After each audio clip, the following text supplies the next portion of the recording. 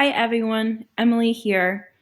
I've been sharing some resources with some of my colleagues that teach the same class as me, and some had some questions about how to make interactive slideshows. So I thought that I would show you what I did.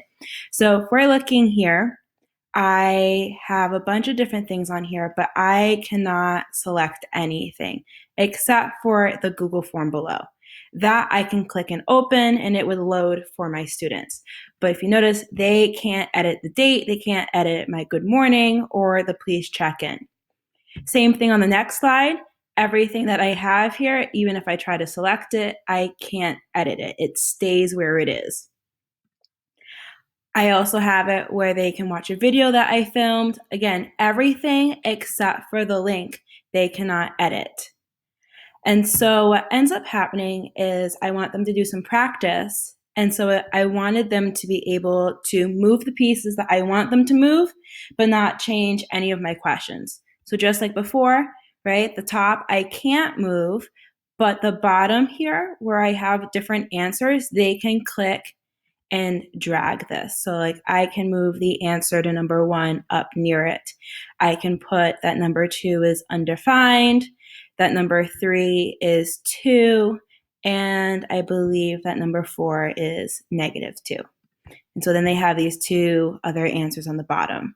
So how do we get to here?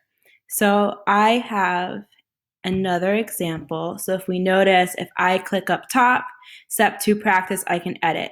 I can edit the directions, I can edit the questions I gave them, and I can also edit the answers. So the idea is we want to freeze what we don't want them to edit. So the first thing I'm going to do is I'm going to click and drag these answers off to the side of my screen.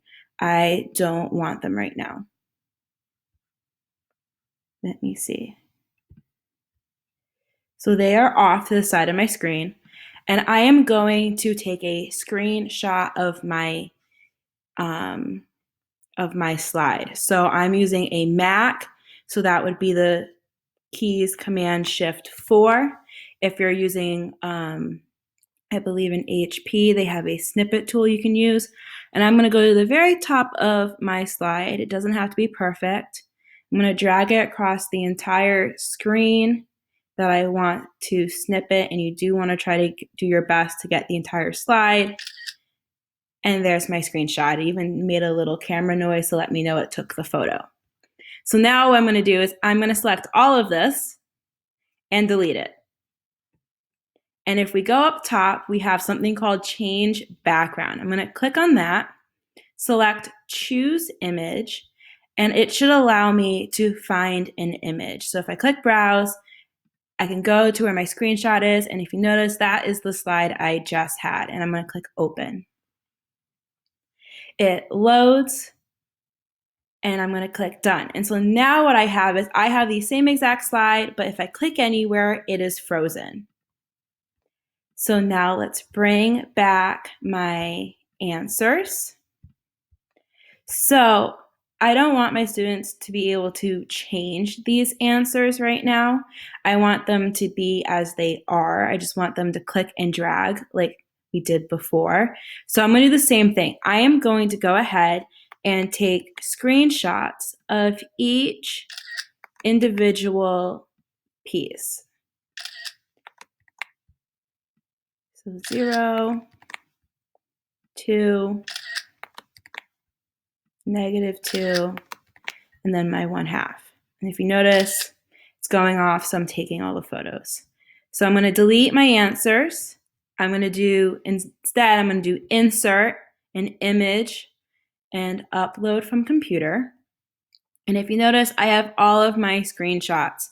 So I'm going to select them all and click open.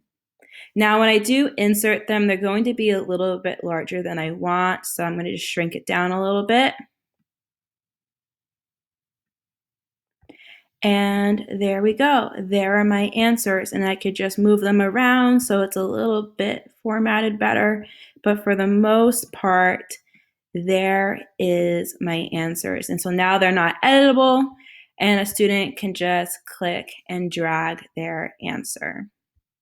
If you have any questions, you can reach out to me. My email is latham@nfaschool.org. Thank you.